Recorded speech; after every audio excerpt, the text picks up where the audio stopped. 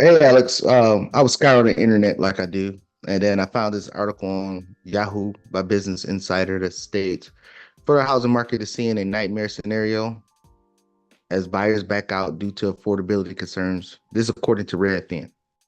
Right now, it's saying that in June of 2024, this article just came out on July 26, 2024. Um, it says in June, 21% of the home purchase agreements fell through in Orlando, Jacksonville, and Tampa. 21%. Home prices, meanwhile, are dropping in the state as supply outpaces demand. I saw another article that said the the amount of supply, the amount of supply versus home purchases in Florida hasn't been this low since 2008. What Yeah, is your thoughts on that? yeah, it's interesting. I was like 10 years old in the recession, so I can't compare much.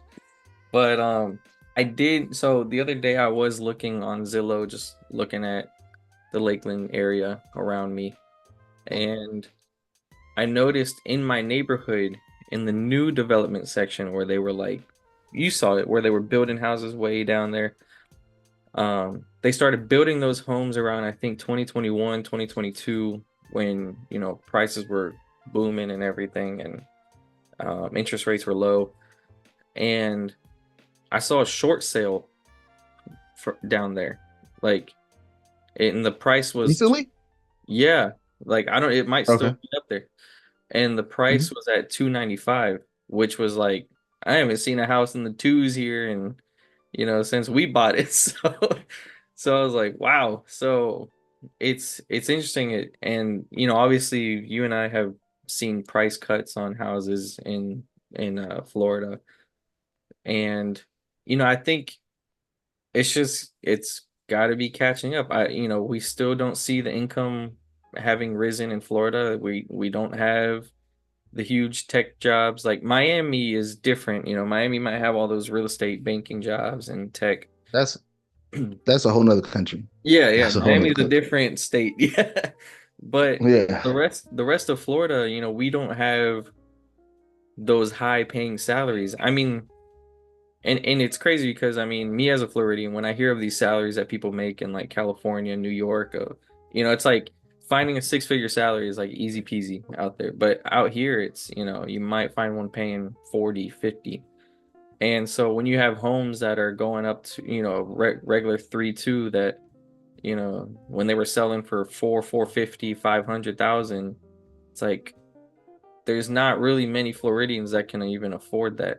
So the ones jumping into them at the time, with low interest rates and stuff, and everything is shifted now. It's like these people can't. I don't think they can afford what they bought back then. And I think, especially for the short sale, I mean, that just I figured this something like this would happen when they started um, building these homes because the people were buying them at outrageous prices, and now we're seeing what's happening. so for people that don't understand what a short sale is the price of the home is being sold for shorter than what the seller owes for the property. And a short sale is 100% of the time when it's a short sale, the bank has to agree on accepting that price for the property. Now, depending on what stage of the short sale in, some people will, put it up for short sale and then try to reach out to the bank, and the bank will be like, hell no, we're not taking it. But for the most part, if you see a short sale or on the market, that means even that you put the offer in and the offer is accepted by the buyer, I mean by the seller, it still has to get approved by the bank that this person has a loan through to say that the will sell for that price.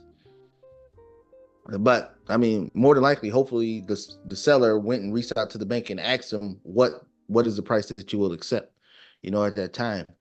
So it's I mean it's a crazy phenomenon. Alex, we talked about this during COVID, and people thought I was crazy, and they probably still think I'm crazy today.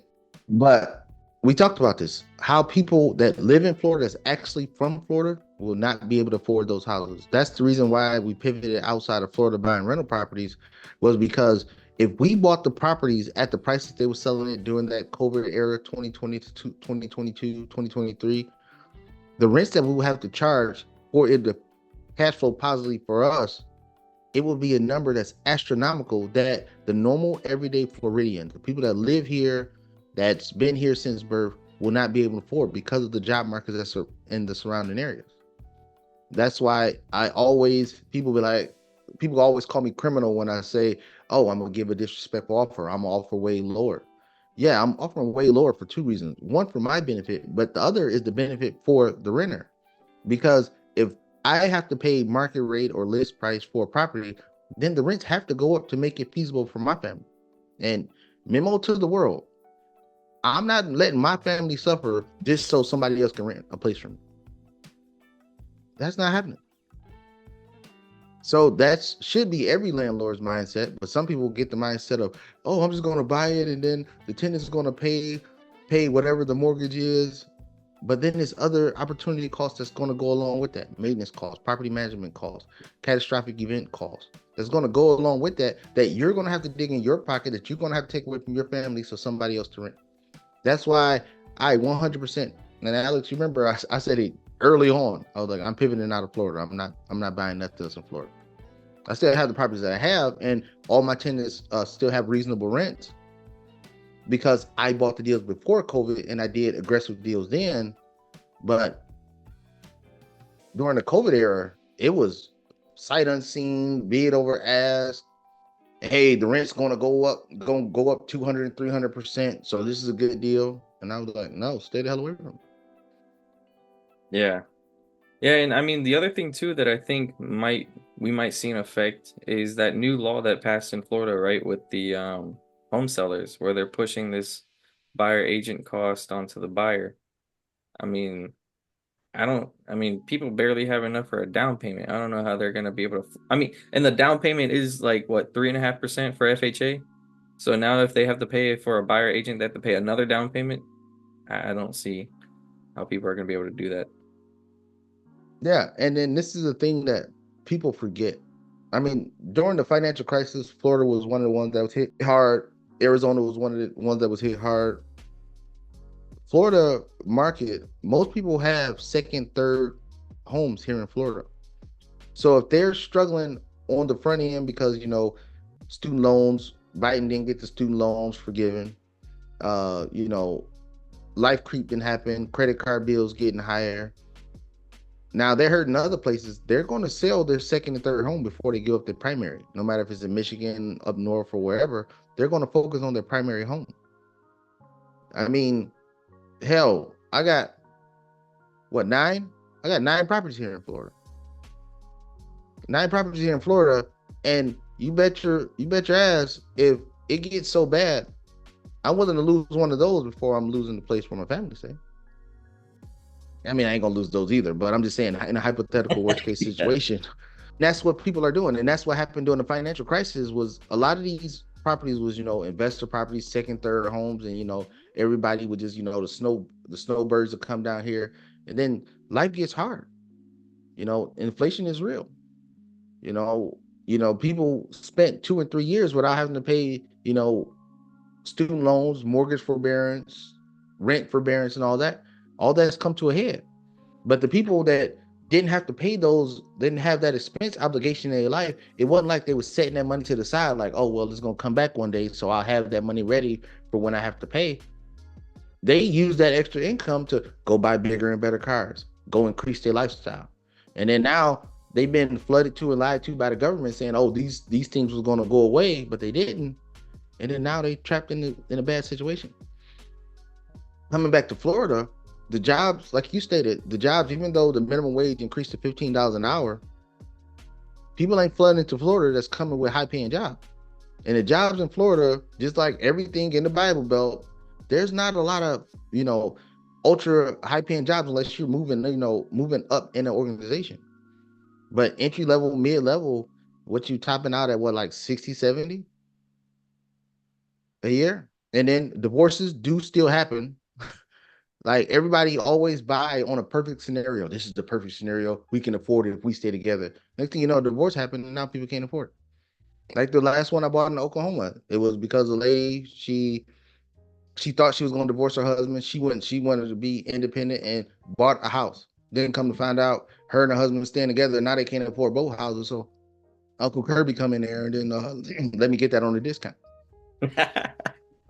And then the same thing is going to happen here in Florida. It's going to get worse. It's going to get worse. We in a probably first second inning of this. It's going to get worse. And then, like I always tell you, when times are good, I don't increase my lifestyle to keep up with people. I mean, I saw people going on 30, 40, $50,000 vacations every other month and everything in Florida. Me, I was just sitting back. Like, okay, let me stack this cash because when it gets bad, I'm about to go get lucky again. Because that's all I'm gonna do. It's gonna get bad, and I'm gonna be like, oh, hey, yeah, I remember when you was trying to sell me this house for $400,000. Well, here go 200. That's what I do. And then when times get bad, that's when you see me and my family go out because now stuff is cheaper. You know, the demand is not there. So I don't go out and spend money when people driving the price up. I go out when people can't afford it. I can afford it now. It's easy peasy. So the Florida market is going to be very interesting. I mean, I think the next 2 or 3 years is going to be opportunities for the investor, for the people that's looking, for the people that's even looking for their first home. But you just got to wait out the storm. But this market is crazy. I mean, I'm sitting here looking at this right now. It says right here, we're seeing a nightmare scenario where deals are getting canceled at the last minute. At the last minute. And it says buyers often back out during the inspection period because they find something that they don't like, but affordability is really the underlying issue. Now you got to add into the fact that, insurance rates. You really don't find out that insurance rate till it's close to that inspection time being over and they realize, oh, we add that in. Now it's going to be more expensive. And then the one that get people trapped a lot is these new build communities. These new build communities, their taxes are still being assessed by is just raw land. So they property taxes may be only like 500-600 bucks a year, and they thinking, yeah, I got it. The next thing you know, it gets reassessed after it's a hard structure on that land, and now their insurance, I mean their property taxes is sitting there $6,000-7,000 a year, and then now their monthly payment balloons, and then they're stuck. And you get a short seller like you got in your community. With all that being said, guys, if you guys, any of you live in Florida, let us know what you think. If you don't live in Florida, let us know what you think. Don't forget to hit the like button, share this video, and subscribe to our channel, and we'll see you guys in the next one.